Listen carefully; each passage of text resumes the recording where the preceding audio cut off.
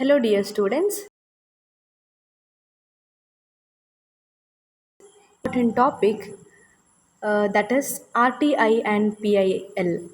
RTI, Right to Information Act, and PIL stands for Public Interest Litigation. First, let us focus on RTI Act. So, in generally, this RTI is the right to information. It is an act which helps all Indian citizens to seek information from public authorities. So these public authorities, that means which are the public authorities where we can seek for information. They are central, state, local government, parliament, judiciary, police, etc. These are the public authorities where Indian citizens can seek for information under the Right to Information Act. Okay, so this you can see under Right to Information Act, citizen can ask a question to seek information, take copies of official documents, and also inspect government work and its progress. This RT has helped all the citizen to aware of the functioning of the government machinery. That is why this right is very important for every citizen. Okay, now let's look at the introduction part of the RTI Act. Right to Information Act. Introduction. Right to information is a fundamental right. ಇದು ನಮ್ಮ ಮೂಲಭೂತ ಹಕ್ಕುಗಳಲ್ಲಿ ಒಂದಾಗಿದೆ. And around 70 states in the world have enacted right to information laws. Information kept under the custody of public institutions is public information.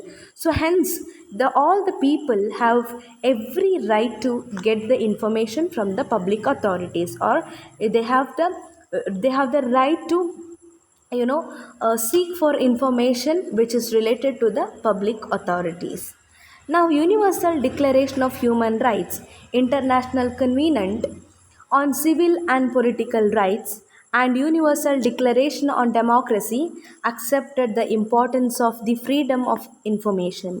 So, the Supreme Court of India has also interpreted Article 19(1) of the Constitution, which upholds freedom of speech, and that Article 19 stands for freedom of speech and expression, which imply the right to receive and impart information.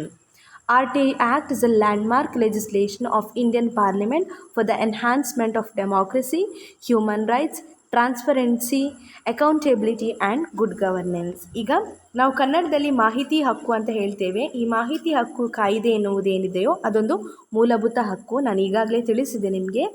ಹಾಗಾಗಿ ಪ್ರಪಂಚದ ಅನೇಕ ರಾಷ್ಟ್ರಗಳು ಅದಕ್ಕಾಗಿ ಶಾಸನವನ್ನು ಸಹ ಇಂದು ರೂಪಿಸಿವೆ. ಈಗ ಸಾರ್ವಜನಿಕ ಸಂಸ್ಥೆಗಳ ವಶದಲ್ಲಿರುವಂತಹ ಮಾಹಿತಿಯು ಸಾರ್ವಜನಿಕ ಸ್ವತ್ತಾಗಿದೆ. ಹಾಗಾಗಿ ಅದನ್ನು ಪಡೆಯುವ ಹಕ್ಕು ನಮ್ಮೆಲ್ಲರದು ಸಹ ಅಲ್ವಾ, ಪ್ರತಿಯೊಬ್ಬ ನಾಗರಿಕನ ಹಕ್ಕು ಅದು. ಹಾಗಾಗಿ ಮಾನವ ಹಕ್ಕುಗಳ ಜಾಗತಿಕ ಘೋಷಣೆ, ನಾಗರಿಕ ಮತ್ತು ರಾಜಕೀಯ ಹಕ್ಕುಗಳ ಅಂತಾರಾಷ್ಟ್ರೀಯ ಒಪ್ಪಂದ ಮತ್ತು ಪ್ರಜಾಪ್ರಭುತ್ವದ ಬಗೆಗಿನ ವಿಶ್ವಘೋಷಣೆ ಮುಂತಾದವುಗಳು ಮಾಹಿತಿ ಹಕ್ಕಿನ ಮಹತ್ವವನ್ನು ಒಪ್ಪಿಕೊಂಡಿವೆ. ಯಾವುದೆಲ್ಲ? ಮಾನವ ಹಕ್ಕುಗಳ ಜಾಗತಿಕ ಘೋಷಣೆ, ನಾಗರಿಕ ಮತ್ತು ರಾಜಕೀಯ ಹಕ್ಕುಗಳ ಅಂತಾರಾಷ್ಟ್ರೀಯ ಒಪ್ಪಂದ ಮತ್ತು ಪ್ರಜಾಪ್ರಭುತ್ವದ ಬಗೆಗಿನ ಘೋಷಣೆ ಮುಂತಾದವುಗಳು ಮಾಹಿತಿ ಹಕ್ಕಿನ ಮಹತ್ವವನ್ನು ಒಪ್ಪಿಕೊಂಡಿವೆ. ನಮ್ಮ ಭಾರತದ ಸರ್ವೋಚ್ಚ ನ್ಯಾಯಾಲಯವು ಕೂಡ ಸಂವಿಧಾನದ ವಿಧಿ 19(1) ಪ್ರತಿಪಾದಿಸಲ್ಪಟ್ಟ, ಅಂದರೆ 19(1) ನಿಮಗೆ ಗೊತ್ತಿರುವ ಹಾಗೆ ವಾಕ್ ಮತ್ತು ಅಭಿವ್ಯಕ್ತಿ ಸ್ವಾತಂತ್ರ್ಯವನ್ನು ಎತ್ತಿ ಹಿಡಿದಿದೆ ಮತ್ತು ಜನರ ವಾಕ್ ಮತ್ತು ಅಭಿವೃದ್ಧಿ ಸ್ವಾತಂತ್ರ್ಯಕ್ಕೆ ಇಂಪಾರ್ಟೆನ್ಸನ್ನು ನಮ್ಮ ಪ್ರಜಾಪ್ರಭುತ್ವ ಸಿಸ್ಟಮಲ್ಲಿ ಕೊಟ್ಟಿರುವುದನ್ನು ನೀವು ಕಾಣಿರ್ತೀರ. ಹಾಗಾಗಿ ಅದರಂತೆ ಪ್ರತಿಯೊಬ್ಬರಿಗೂ ಸಹ ಮಾಹಿತಿಯನ್ನು ಪಡೆಯುವ ಮತ್ತು ಮಾಹಿತಿಯನ್ನು ತಿಳಿಸುವ ಹಕ್ಕಿದೆ.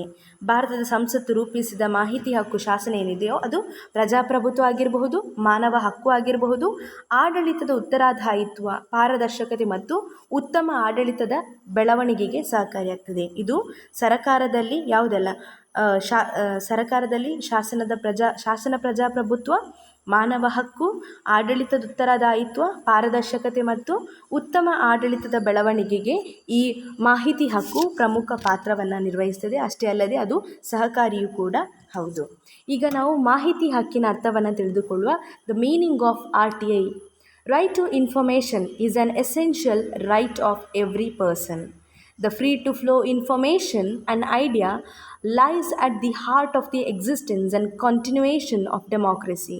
Different terms have been used for this right, that is freedom of information, access to information, and also it is known as right to know.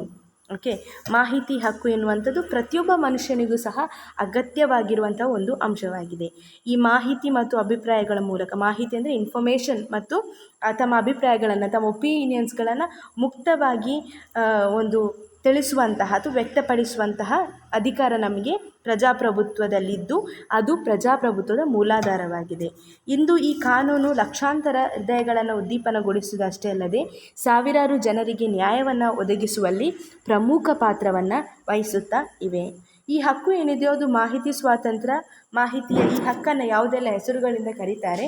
ಒಂದು ಮಾಹಿತಿ ಸ್ವಾತಂತ್ರ್ಯ ಅಂತ ಹೇಳ್ತಾರೆ, ಮಾಹಿತಿಯ ಬಾಗಿಲು ಅಂತ ಹೇಳ್ತಾರೆ, ಮತ್ತೊಂದು ಮಾಹಿತಿಗಳನ್ನು ತಿಳಿಯುವ ಹಕ್ಕು ಎಲ್ಲರಿಗೂ ಇರುವುದರಿಂದಾಗಿ ಅದನ್ನು ಮಾಹಿತಿಯನ್ನು ತಿಳ್ಕೊಳ್ಳುವ ಹಕ್ಕು ಎಂಬುದಾಗಿ ಈ ಒಂದು ಮಾಹಿತಿ ಹಕ್ಕನ್ನು ನಾವು ಡಿಸ್ಕ್ರೈಬ್ ಮಾಡ್ತೇವೆ. ಈಗ ನೆಕ್ಸ್ಟಲ್ಲಿ ನೋಡೋದಾದರೆ RTI ಇನ್ಕ್ಲೂಡ್ಸ್ 3 ಇಂಪಾರ್ಟೆಂಟ್ ಪ್ರಿನ್ಸಿಪಲ್ಸ್. ಈ RTIನ ತತ್ವಗಳು ಯಾವುದ್ಯಾವುದು? ಒಂದನೇದಾಗಿ the first one, the right of the public to request access to information concerning their government's activities. ಅಂದರೆ ಸರಕಾರದ ಚಟುವಟಿಕೆಗಳೇನಿದೆಯೋ ಅವುಗಳಿಗೆ ಸಂಬಂಧಿಸಿದಂತೆ ಮಾಹಿತಿಯನ್ನು ಪಡೆಯಲು ಸಾರ್ವಜನಿಕರು ಮನವಿ ಸಲ್ಲಿಸುವ ಹಕ್ಕು. Okay, the next one, the corresponding duty of the government to meet a request accept where the extensions apply. ನಿಷೇಧಿಸಲ್ಪಟ್ಟ ವಿಷಯಗಳ ಹೊರತಾಗಿ ಜನರಿಗೆ ಏನು ಮಾಡಬೇಕು? ಸರಕಾರ ಉಳಿದ ಎಲ್ಲ ಮಾಹಿತಿಗಳನ್ನು, ಮನವಿಗಳನ್ನು ಪುರಸ್ಕರಿಸುವಂತಹ ಸರಕಾರದ ಕರ್ತವ್ಯ. ಜನರಿಗೆ ನೀಡಬೇಕಾದ ಮಾಹಿತಿಗಳನ್ನು ನೀಡಿ ಮತ್ತು ಜನರು ಸಲ್ಲಿಸುವಂತಹ ಮನವಿಗಳನ್ನು ಏನು ಮಾಡುವಂಥದ್ದು? ಸ್ವೀಕರಿಸಿ ಅವುಗಳಿಗೆ ಉತ್ತರವನ್ನು ನೀಡುವಂತಹ ಸರಕಾರದ ಕರ್ತವ್ಯದ ಬಗ್ಗೆ ಈ ಮಾಹಿತಿ ಹಕ್ಕು ತಿಳಿಸ್ತದೆ. Even if there is absence of a request, the government has the supplementary duty to provide certain key information proactively. ಜನರ ಕೇಳಿಕೆ ಇರದಿದ್ದರೂ ಸರಕಾರವೇ ಕೆಲವೊಂದು ಪ್ರಮುಖ ಮಾಹಿತಿಗಳನ್ನು ಸಾರ್ವಜನಿಕರ ಸಲುವಾಗಿ ನೀಡಬೇಕಾಗಿದೆ, ವಿಚ್ ಇಸ್ ವೆರಿ ಇಂಪಾರ್ಟೆಂಟ್. ಇದು ಅವರ ಹಕ್ಕು ಕೂಡ ಹೌದು ಮತ್ತು ಅವರು ಅದನ್ನು ತಿಳ್ಕೊಳ್ಳಲೇಬೇಕು ಎನ್ನುವಂತಹ ಒಂದು ದೃಷ್ಟಿಯಿಂದ ಏನು ಮಾಡಬೇಕು? ಸರಕಾರ ತನ್ನಿಂದ ಎಷ್ಟು ಮಾಹಿತಿಗಳನ್ನು ಒದಗಿಸಲಾಗ್ತದೆಯೋ ಜನರಿಗೆ ಅಷ್ಟು ಮಾಹಿತಿಯನ್ನು ಜನರಿಗೆ ಒದಗಿಸಬೇಕೆಂಬುದೇ ಈ ಒಂದು ಕಾಯ್ದೆಯನ್ನು ಕರ್ತವ್ಯವಾಗಿದೆ ಅಥವಾ ಕಾಯ್ದೆಯೇ ತಿಳಿಸುತ್ತದೆ. ಈಗ ಬ್ಯಾಕ್ಗ್ರೌಂಡ್ ನೋಡೋದಾದರೆ, ಇನ್ 1948 the UN General Assembly adopted the Universal Declaration of Human Rights, which guarantees freedom of opinion and expression. According to it, everyone has the right to freedom of opinion, expression. This right includes freedom to hold opinions without interference and to seek, receive, and impart information and ideas through any media and regardless of frontiers. The International Covenant on Civil and Political Rights was adopted by the General Assembly in 1966. ಏನು ಮಾಡ್ತದೆ ಅಂದರೆ, ವಿಶ್ವಸಂಸ್ಥೆಯಲ್ಲಿ ಇದನ್ನು ಯಾವಾಗ adapt ಮಾಡಲಾಯಿತು? ವಿಶ್ವಸಂಸ್ಥೆಯ ಸಾಮಾನ್ಯ ಸಭೆಯಲ್ಲಿ 1948 ಮಾನವ ಹಕ್ಕುಗಳ ಜಾಗತಿಕ ಘೋಷಣೆಯನ್ನು ಹೊರಡಿಸಿದ್ದು. ಅದೇನು ಮಾಡ್ತದೆ ಅಂದರೆ ಜನರ ಅಭಿಪ್ರಾಯ ಮತ್ತು ಅಭಿವ್ಯಕ್ತಿ ಸ್ವಾತಂತ್ರ್ಯವನ್ನು ಪ್ರತಿಪಾದಿಸ್ತದೆ. ಅದರಂತೆ ಪ್ರತಿಯೊಬ್ಬನಿಗೂ ಸಹ ಅಭಿಪ್ರಾಯವನ್ನು ಹೊಂದುವ ಮತ್ತು ವ್ಯಕ್ತಪಡಿಸುವ ಸ್ವಾತಂತ್ರ್ಯವಿದ್ದು, ಅದೇ ರೀತಿ ಸೀಮಾಂತೀತವಾಗಿ ಯಾವುದೇ ಮಾಧ್ಯಮಗಳ ಮೂಲಕ ಜನರು ಮಾಹಿತಿಗಳನ್ನು ಮತ್ತು ಅಭಿಪ್ರಾಯಗಳನ್ನು ಕೇಳುವ ಮತ್ತು ಪಡೆದುಕೊಳ್ಳುವ ಮತ್ತು ತಮ್ಮ ಅಭಿಪ್ರಾಯಗಳನ್ನು ವ್ಯಕ್ತಪಡಿಸುವ ಸ್ವಾತಂತ್ರ್ಯವೂ ಸಹ ಇದರಲ್ಲಿ ಒಳಗೊಂಡಿದೆ. ಅಷ್ಟೇ ಅಲ್ಲದೆ ವಿಶ್ವಸಂಸ್ಥೆಯ ಸಾಮಾನ್ಯ ಸಭೆ 1966 ನಾಗರಿಕ ಮತ್ತು ರಾಜಕೀಯ ಒಡಂಬಡಿಕೆಯನ್ನು ಸಹ ಕೂಡ ರೂಪಿಸಿದೆ. ಇನ್ನು ಈ ಒಡಂಬಡಿಕೆ ಏನನ್ನೆಲ್ಲ ಇನ್ಕ್ಲೂಡ್ ಮಾಡಿವೆ, ಏನನ್ನೆಲ್ಲ ಗ್ಯಾರಂಟಿ ಮಾಡ್ತವೆ? ಒಂದನೇದಾಗಿ, everyone shall have the right to freedom of opinion. ಪ್ರತಿಯೊಬ್ಬನಿಗೂ ಅಭಿಪ್ರಾಯವನ್ನು ವ್ಯಕ್ತಪಡಿಸುವಂತಹ ಸ್ವಾತಂತ್ರ್ಯದ ಹಕ್ಕಿದೆ ಎಂದು ತಿಳಿಸ್ತದೆ. The second one, everyone shall have the right to freedom of expression. This right shall include the freedom to seek, receive and impart information of all kinds regardless of frontiers, either orally, in writing or in print, in the form of art or through any media of his choice. ಅಂದರೆ ಪ್ರತಿಯೊಬ್ಬನಿಗೂ ಸಹ ಅಭಿವ್ಯಕ್ತಿ ಸ್ವಾತಂತ್ರ್ಯದ ಹಕ್ಕಿದೆ.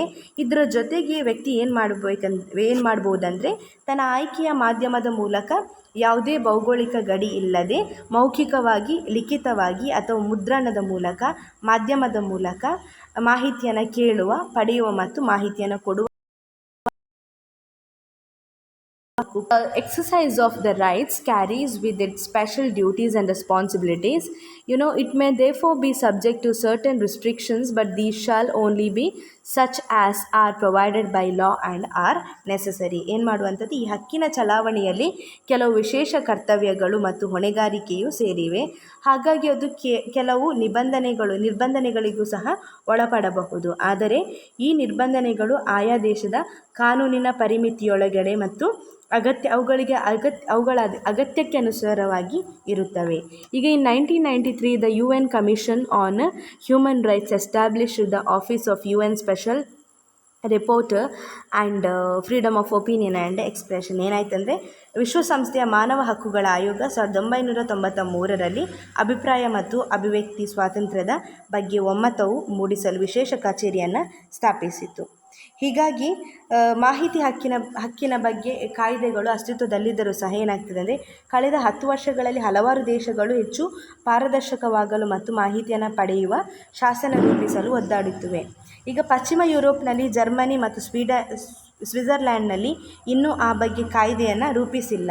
ಈಗ ಕೇಂದ್ರ ಮತ್ತು ಪೂರ್ವ ಯುರೋಪ್ನಲ್ಲಿ ಎಲ್ಲ ದೇಶಗಳು ಕೂಡ ಪ್ರಜಾಸತ್ತಾತ್ಮಕ ವ್ಯವಹಾರದ ಭಾಗವಾಗಿ ಮಾಹಿತಿ ಹಕ್ಕಿನ ಬಗ್ಗೆ ಶಾಸನವನ್ನು ರೂಪಿಸಿವೆ. ಹಾಗಾಗಿ ನಮ್ಮ ಏಷ್ಯಾದಲ್ಲಿ 10 ರಿಂದ 15 ರಾಷ್ಟ್ರಗಳು ಈ ಬಗ್ಗೆ ಕಾನೂನನ್ನು ರೂಪಿಸಿವೆ ಅಥವಾ ರೂಪಿಸುವ ಪ್ರಕ್ರಿಯೆಯಲ್ಲೂ ಸಹ ತೊಡಗಿಕೊಂಡಿವೆ.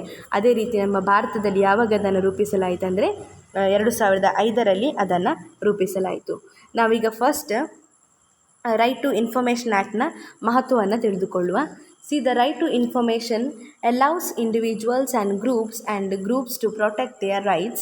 It guards against abuse, mismanagement and conduct by public authorities. ಅಂದರೆ ಈ importance of right to information act, the first one, ಈ ಹಕ್ಕು ಏನು ಮಾಡ್ತದೆ ಅಂದರೆ ವ್ಯಕ್ತಿಗಳಿಗೆ ಅಥವಾ ನಮಗೆ ಮತ್ತು ಸಂಘಟನೆಗಳಿಗೆ ಇರುವಂತಹ ಆರ್ಗನೈಸೇಷನ್ಸ್ಗಳಿಗೆ ತಮ್ಮ ಇತರ ಹಕ್ಕುಗಳನ್ನು ಮತ್ತು ಸ್ವಾತಂತ್ರ್ಯವನ್ನು ರಕ್ಷಿಸಲು ಸಹಕಾರಿಯಾಗಿವೆ. ಇನ್ನು ಸಾರ್ವಜನಿಕ ಅಧಿಕಾರಿಗಳಿಂದ ಆಡಳಿತದ ಬಗೆಗಿನ ದಾಖಲೆಗಳನ್ನು ಪಡೆಯುವ ಮೂಲಕ ಆಡಳಿತದಲ್ಲಿ ಅಕ್ರಮಗಳು, ಅದಕ್ಷತೆ ಮತ್ತು ಭ್ರಷ್ಟಾಚಾರ, ಅಧಿಕಾರದ ದುರುಪಯೋಗ, ಸಾರ್ವಜನಿಕ ಲೆಕ್ಕತಂತ್ರದಲ್ಲಿನ ವಂಚನೆಗಳಿಂದ ರಕ್ಷಣೆಯನ್ನು ಪಡೆಯಬಹುದು. Okay, next one, right to information also allows government officials to serve the people. Information belongs to the people or public.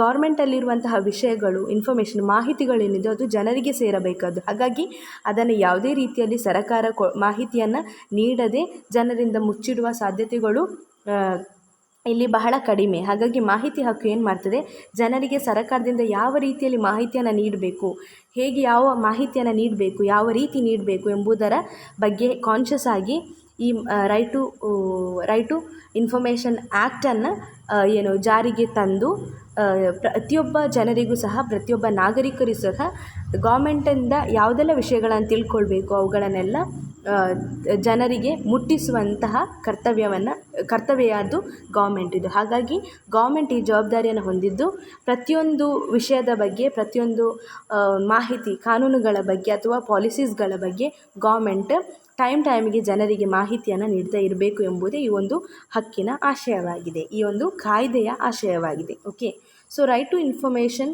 Also allows government officials to serve the people. Information belongs to the people and not to the state or government. Officials do not create information for their own benefit, but for the benefit of the public whom they serve duties. ಈಗ ಮಾಹಿತಿ ಹಕ್ಕು ಎನ್ನುವಂಥದ್ದು ಸರ್ಕಾರಿ ನೌಕರರಿಗೆ ಜನರ ಸೇವೆ ಮಾಡಲು ಅನುವು ಮಾಡಿಕೊಡ್ತದೆ. ಅಂದರೆ ಸರ್ಕಾರಿ ನೌಕರರು ಅಂದರೆ ಗೌರ್ಮೆಂಟಿನವರು ಜನರ ಸೇವೆ ಮಾಡಬೇಕೆನ್ನುವಂತಹ ಒಂದು ಆಶಯವನ್ನು ಹೊಂದಿರುವಂತಹ ಒಂದು ಕಾಯ್ದೆ ಅಥವಾ ಕಾನೂನು. ಈಗ ಆಡಳಿತದಲ್ಲಿ ಮಾಹಿತಿಯು ಜನರಿಗೆ ಮೀಸಲಾಗಿದೆ. ಹಾಗಾಗಿ ಜನರಿಗೆ ದಂತಹ ಮಾಹಿತಿಯನ್ನು ಜನರಿಗೆ ಸರಕಾರ ತಲುಪಿಸುವಂತೆ ಮಾಡಬೇಕೇ ವಿನಃ ಅದು ರಾಜ್ಯದಲ್ಲಿ ಅಥವಾ ಸರಕಾರಕ್ಕೆ ಅಲ್ಲ. ಅಧಿಕಾರಿಗಳು ಮಾಹಿತಿಗಳನ್ನು ಜನರ ಅನುಕೂಲಕ್ಕಾಗಿ ಸೃಷ್ಟಿಸುತ್ತಾರೆ ವಿನಃ ತಮ್ಮ ಸ್ವಂತ ಲಾಭಕ್ಕಾಗಿ ಅಲ್ಲ. ಹಾಗಾಗಿ ಏನು ಮಾಡಬೇಕು, ಇರುವಂತಹ ಮಾಹಿತಿಯನ್ನು ಸಾರ್ವಜನಿಕ ನೌಕರರಿಂದ, ಸಾರ್ವಜನಿಕ ಹಣದಿಂದ, ಸಾರ್ವಜನಿಕ ಒಳಿತಿಗಾಗಿಯೇ ಸೃಷ್ಟಿಸಲ್ಪಟ್ಟಿರುತ್ತಾರೆ. ಹಾಗಾಗಿ ಆ ಮಾಹಿತಿಯನ್ನು ಸಾರ್ವಜನಿಕರಿಂದ ಗುಟ್ಟಾಗಿ ಇಡಬಾರದು. ಬದಲಾಗಿ ಏನು ಮಾಡಬೇಕು, ಆ ಮಾಹಿತಿಯನ್ನು ಟೈಮಿಗೆ ಸರಕಾರಗಳು ಜನರಿಗೆ ನೀಡುವಂತಹ ಜವಾಬ್ದಾರಿಯನ್ನು ಹೊಂದಿವೆ. The next one, democracy is based on democratic participation and understanding. Right to information is the key to strengthening participatory democracy and good governance. Access to information can empower the poor and the weaker section of the society to demand and get information about government policies and activities. As I already mentioned, ಪ್ರಜಾಪ್ರಭುತ್ವ ಎನ್ನುವಂಥದ್ದು ಸಾರ್ವಜನಿಕ ಪಾಲ್ಗೊಳ್ಳುವಿಕೆ ಬೇಕು ಮತ್ತು ಅದನ್ನು ಅರ್ಥೈಸುವುದರ ಆಧಾರದ ಮೇಲೆ ನಿಂತಿದೆ. ಇನ್ನು ಮಾಹಿತಿ ಹಕ್ಕು ಉತ್ತಮ ಆಡಳಿತ ಮತ್ತು ಪಾಲುದಾರಿಕ ಪ್ರಜಾಪ್ರಭುತ್ವವನ್ನು ಒಂದು ಬಲಪಡಿಸುವಂತಹ ಸಾಧನವಾಗಿದೆ. ಇದು ಸಮಾಜದ ಬಡವರು ಮತ್ತು ದುರ್ಬಲ ವರ್ಗದವರಿಗೆ ಸರಕಾರದ ನೀತಿ ಆಗಿರ್ಬೋದು, ಧೋರಣೆ ಆಗಿರ್ಬೋದು ತಿಳಿಸಲು ಸಹಕಾರಿಯಾಗ್ತದೆ. ಅಷ್ಟೇ ಅಲ್ಲದೆ ಈ ಮಾಹಿತಿ ಹಕ್ಕುಗಳು ಸಾರ್ವಜನಿಕ ದಾಖಲೆಗಳನ್ನು ರಕ್ಷಿಸುವಲ್ಲೂ ಸಹಕಾರಿಯಾಗಿದೆ. ಇದು ಸರ್ಕಾರವನ್ನು ಹೆಚ್ಚು ಹೊಣೆಗಾರಿಕೆ ಮತ್ತು ಏನು ಮಾಡ್ತದೆ, ಪರಿಣಾಮಕಾರಿಯಾಗಿ ಕೆಲಸ ಮಾಡುವಂತೆ ಪ್ರೇರೇಪಿಸ್ತದೆ.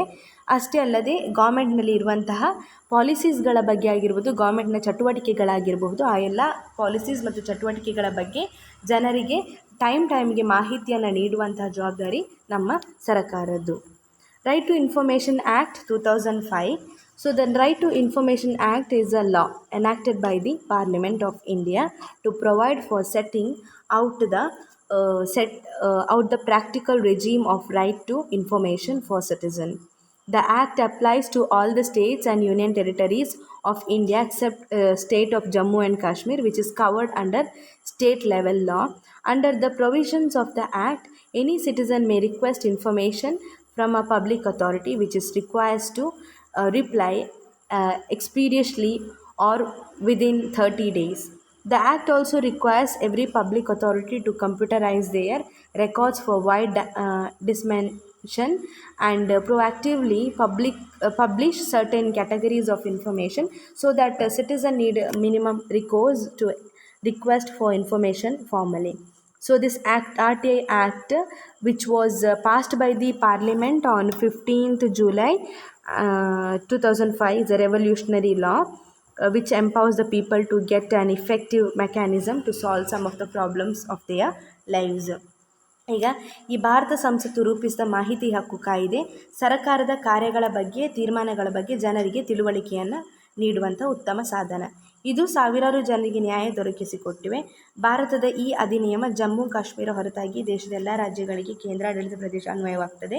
ಜಮ್ಮು ಕಾಶ್ಮೀರ ತನ್ನ ರಾಜ್ಯದ ಕಾನೂನು ವ್ಯಾಪ್ತಿಯಲ್ಲಿ ಬರುತ್ತದೆ. ಈ ಅಧಿನಿಯಮದ ಪ್ರಕಾರ ಏನಾಗಿದೆ ಅಂದರೆ, ಯಾವುದೇ ನಾಗರಿಕ ಸಾರ್ವಜನಿಕ ಅಧಿಕಾರಿಗಳಿಂದ ಮಾಹಿತಿ ಕೇಳಬಹುದು. ಅದಕ್ಕೆ ಅವರು 30 ದಿನದ ಒಳಗೆ ಏನು ಮಾಡಬೇಕು, ಉತ್ತರಿಸಲೇಬೇಕಾಗ್ತದೆ. ಭಾರತದಲ್ಲಿ ರಾಷ್ಟ್ರಮಟ್ಟದ ಮಾಹಿತಿ ಹಕ್ಕಿನ ಕಾನೂನನ್ನು 2005ರಲ್ಲಿ ಜಾರಿಗೆ ತರಲಾಗ್ತದೆ. ಅಕ್ಟೋಬರ್ 12ರಂದು ಪೂರ್ಣ ಪ್ರಮಾಣದಲ್ಲಿ ಅನುಷ್ಠಾನಕ್ಕೆ ಬಂದಿರ್ತದೆ. ಇದೊಂದು ಕ್ರಾಂತಿಕಾರಿ ಕಾನೂನು. ಯಾಕೆ ಬಂದಿದೆ ಅಂದರೆ, ಜನರು ತಮ್ಮ ಸಮಸ್ಯೆಗಳನ್ನು ಪರಿಹರಿಸಿಕೊಳ್ಳುವುದಕ್ಕಾಗಿ. ಈ ಕಾಯ್ದೆ ಅಧಿಕಾರಿಗಳು ಎಲ್ಲ ದಾಖಲೆಗಳನ್ನು ನಿರ್ವಹಿಸತಕ್ಕದ್ದು ಮತ್ತು ಸಾಧ್ಯವಾದಷ್ಟು ದಾಖಲೆಗಳನ್ನು ಗಣಕೀಕರಣಗೊಳಿಸುವಂಥದ್ದು. ಓಕೆ, ಇದನ್ನು ಯಾವಾಗ ಜಾರಿಗೆ ತರಲಾಯಿತು? 15 June 2005ರಂದು. Next one,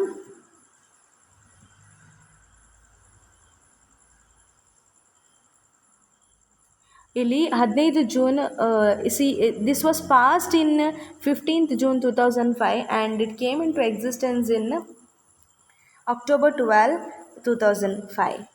So the objectives of RTI, the introductory statement of the Act indicates the amount of power given to the people through this Act. The Right to Information Act starts with these words: an act provide for setting out a practical regime of right to information for citizens to secure access to information under the control of public authorities. It declares its objectives as to promote transparency and accountability in the working of every public authority. So the act envisages the constitution of a Central Information Commission and State Information Commission for the supervision and implementation of the RTI Act. So this act came into existence on October 12th, 2015. Okay, it was passed in July 15, 2005. July 15, 2005, but came into existence on October 12, 2005. And next we have definition of the RTI. See, the Act has defined the right to information as including the right to inspect works, documents, records, take notes, extracts or certify copies of document of materials, take certified samples of materials, obtain information in the form of printout, diskettes, floppies, video cassettes or any other electronic mode or through printouts. Okay, ಏನು ಮಾಡುವಂಥದ್ದು ಈ ಮಾಹಿತಿ ಹಕ್ಕು ಎಂದರೆ ಸಾರ್ವಜನಿಕ ಪ್ರಾಧಿಕಾರವು ಹೊಂದಿರುವ ಮಾಹಿತಿಯನ್ನು ಅಥವಾ ಅದರ ವ್ಯಾಪ್ತಿಯಲ್ಲಿ ಇರುವಂತಹ ಮಾಹಿತಿಯನ್ನು ಪಡೆಯುವ ಹಕ್ಕು. ಈ ಕೆಳಗಿನ ವಿಷಯವು ಮಾಹಿತಿ ಹಕ್ಕಾಗಿರ್ತದೆ. ಕೆಲಸಗಳನ್ನು ದಾಸ್ತಾನುವೇಜನ್ನು ದಾಖಲೆಗಳನ್ನು ಪರಿಶೀಲಿಸುವ ಹಕ್ಕು, ದಾಖಲೆಗಳು ಮತ್ತು ದಾಸ್ತಾವೇಜುಗಳು ಟಿಪ್ಪಣಿ ಮಾಡಿಕೊಳ್ಳುವ ಅಥವಾ ಅವುಗಳ ದೃಢೀಕರಿಸಿದ ಪ್ರತಿಗಳನ್ನು ಪಡೆದುಕೊಳ್ಳುವ ಹಕ್ಕು, ಸಂಬಂಧಪಟ್ಟ ವಿಷಯ ಸಾಮಗ್ರಿಯ ದೃಢೀಕರಿಸಿದ ಮಾದರಿ ಪ್ರತಿಗಳನ್ನು ಪಡೆಯುವ ಹಕ್ಕು, ಮಾಹಿತಿಯನ್ನು ಯಾವುದೇ ರೂಪದಲ್ಲಿ ಬೇಕಾದರೂ ಪಡೆಯಬಹುದು. ಅದು ಮುದ್ರಿತ ಮಾಹಿತಿ ಆಗಿರ್ಬೋದು, ಡಿಸ್ಕೆಟ್ಸ್ ಆಗಿರ್ಬೋದು, ಟೇಪ್ಗಳಾಗಿರ್ಬೋದು, ವಿಡಿಯೋ ಕ್ಯಾಸೆಟ್ ಅಥವಾ ಗಣಕಯಂತ್ರ ಅಥವಾ ಇನ್ಯಾವುದೇ ಸಾಧನಗಳ ಮೂಲಕ ಶೇಖರಿಸಿಟ್ಟರೆ ಅಂತಹ ಮುದ್ರಿತ ಪ್ರತಿಯನ್ನು ಪಡೆಯುವ ಹಕ್ಕು ಈ ಮಾಹಿತಿ ಹಕ್ಕಾಗಿರುತ್ತದೆ. ಈ ಅಧಿನಿಯಮ ಮಾಹಿತಿ ಹಕ್ಕಿನ ಕುರಿತಾಗಿದೆ. ಹಾಗಾಗಿ ವಿನಃ ದಾಖಲೆಗಳು ಅಥವಾ ದಾಸ್ತಾವೇಜುಗಳು ಕುರಿತದ್ದಲ್ಲ. ಈ ಕಾಯ್ದೆ ಏನಿದೆಯೋ 8ರ ಸೆಕ್ಷನ್ ಪ್ರಕಾರ ಮಾಹಿತಿಯು ಈ ಕೆಳಗಿನ ಪ್ರಮುಖ ವಿಷಯಗಳನ್ನು ಒಳಗೊಂಡಿರ್ತದೆ. So it is 2(8). So the Act confers a right to information rather than just records or documents. As per the section 2(8) of RTI Act, information means any material in any form includes records, documents, memos, emails, opinions, advices, press, samples, models, data, material held in electronic form and information relating to any private body which can be accessed by a public authority under any other law for the time being in force.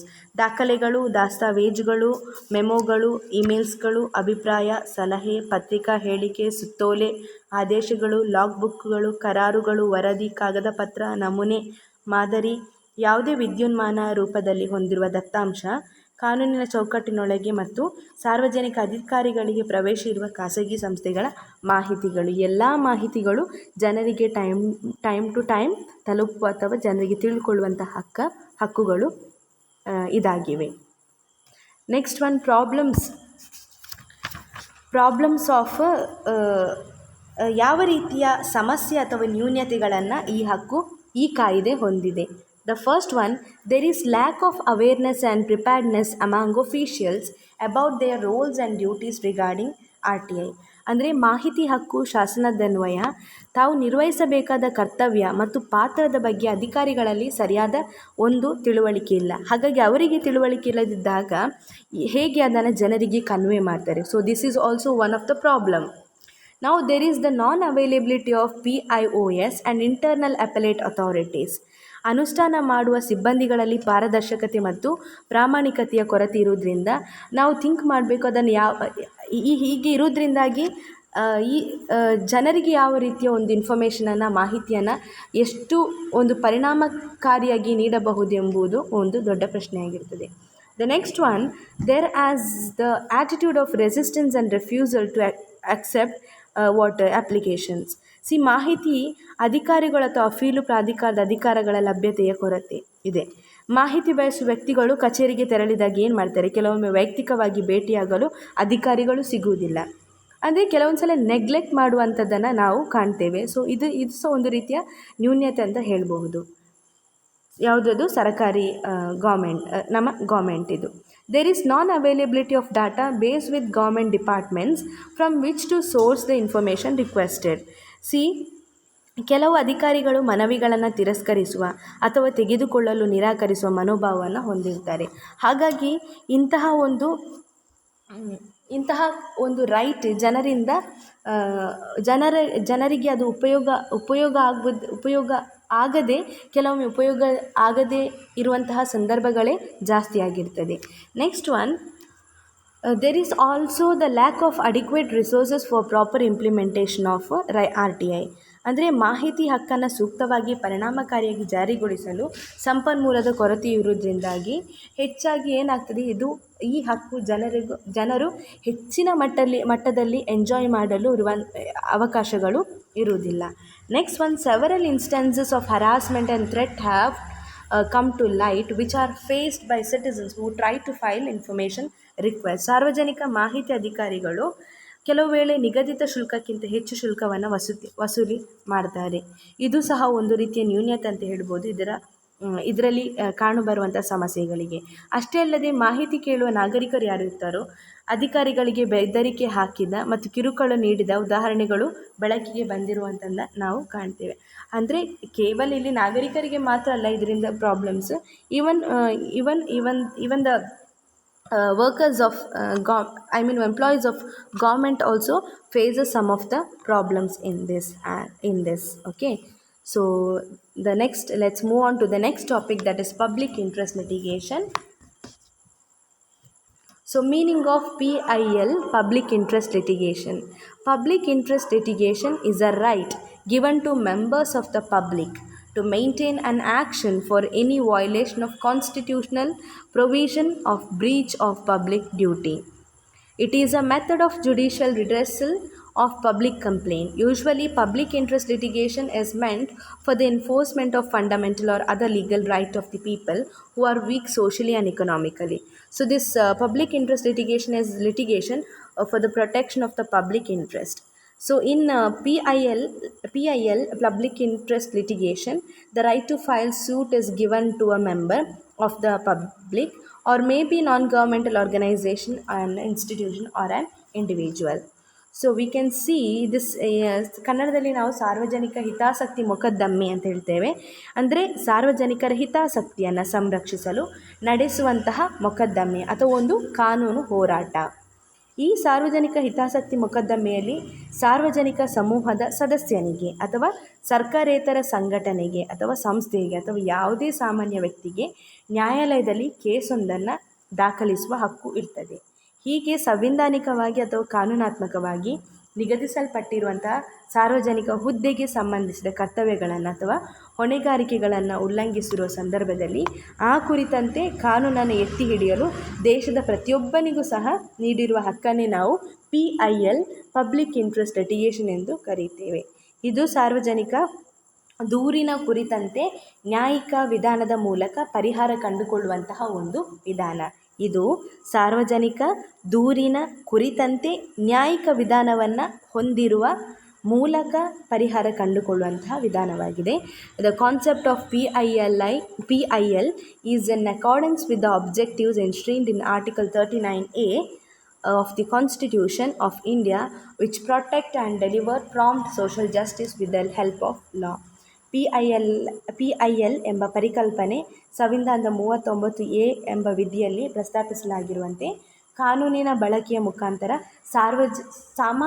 ಸಾರ್ವಜನಿಕರಿಗೆ ಸಾಮಾಜಿಕ ನ್ಯಾಯವನ್ನು ಸಂರಕ್ಷಿಸುವ ಮತ್ತು ಅದನ್ನು ದೇಶದ ಎಲ್ಲ ಪ್ರಜೆಗಳಿಗೆ ವಿಳಂಬವಿಲ್ಲದೆ ದೊರಕುವಂತೆ ಮಾಡುವ ಭರವಸೆಗೆ ಪೂರಕವಾಗಿದೆ. ಈಗ ನೆಕ್ಸ್ಟ್ ನಾವು ಅದರ ಉದ್ದೇಶವನ್ನು ನೋಡಿಕೊಳ್ಳುವ. It provides a platform for projecting social values for those who do not have a formal access or voice in the policy and making process. ಅಂದರೆ ಔಪಚಾರಿಕ ನೀತಿ ನಿರೂಪಣಾ ಪ್ರಕ್ರಿಯೆಯಲ್ಲಿ ಯಾವುದೇ ಧ್ವನಿಯನ್ನು ಹೊಂದಿರದವರಿಗೆ ಸಾರ್ವಜನಿಕ ಮೌಲ್ಯಗಳನ್ನು ಎತ್ತಿ ಹಿಡಿಯಲು ಈ PIL ಅವಕಾಶ ನೀಡುತ್ತದೆ.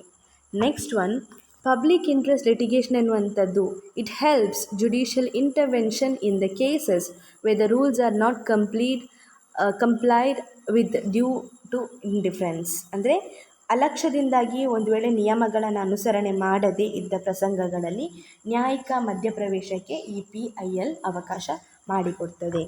Next one, PIL ensures public participation in judicial review of administrative action. ಇದು PIL ಎಂಬುದು ಆಡಳಿತಾತ್ಮಕ ಕ್ರಿಯಾವೊಂದರ ಕುರಿತಾದ ಕಾನೂನಿನ ಪುನರ್ವಿಮರ್ಶೆ ಅಥವಾ ಪರಾಮರ್ಶೆಯ ಭರವಸೆಯನ್ನು ನೀಡ್ತದೆ. The next one, PIL ensures availability of justice which makes it democratic and effective in protecting public interest. It is an interest which concerns the public in general.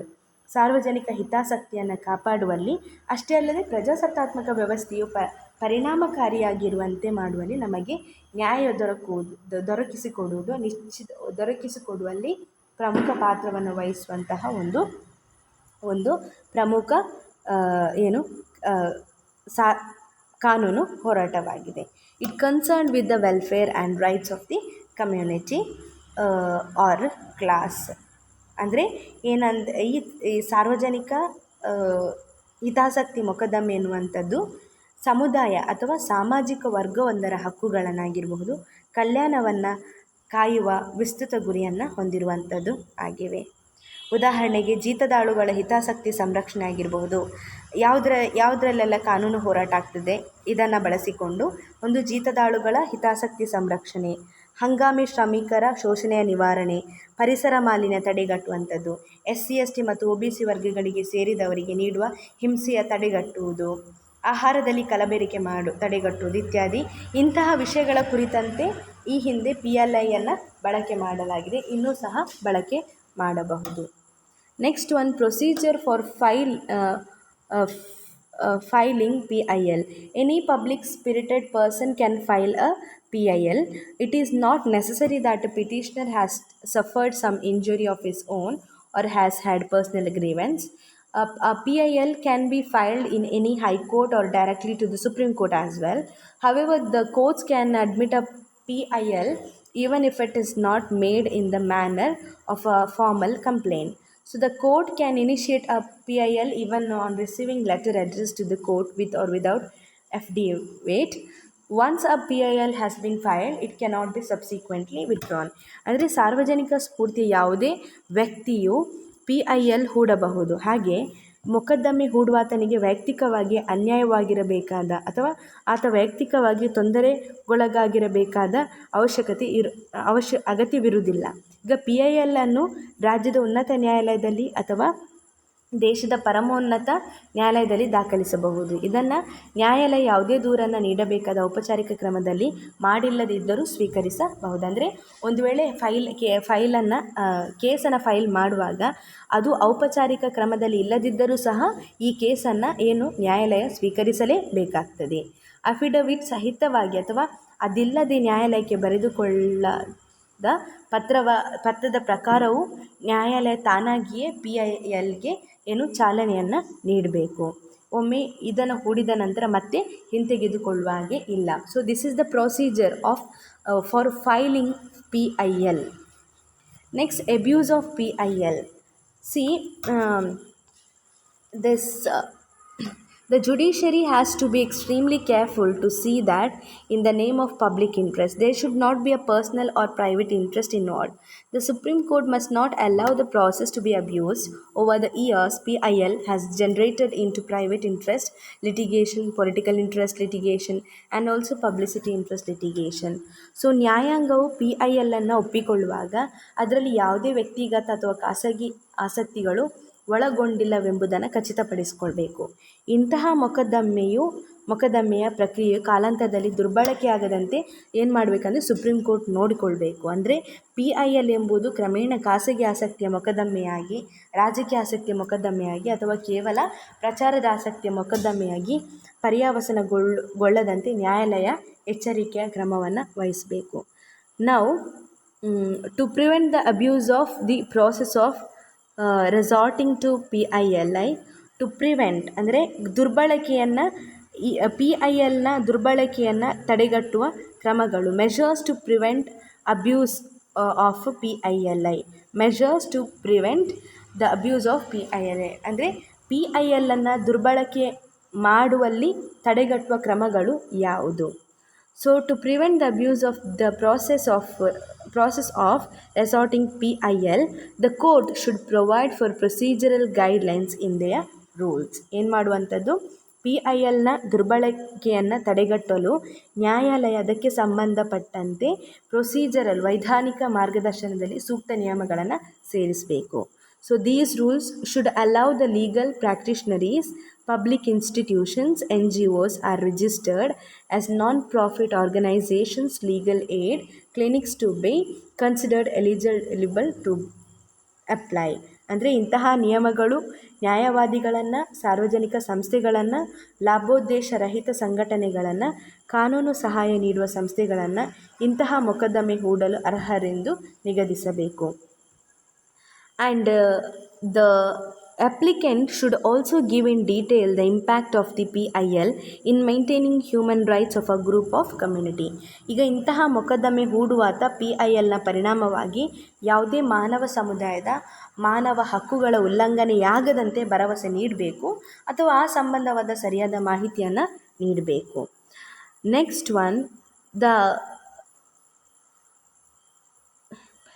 The next one, PIL must also be screened to prevent too many litigations. Previously, litigation should be made punishable.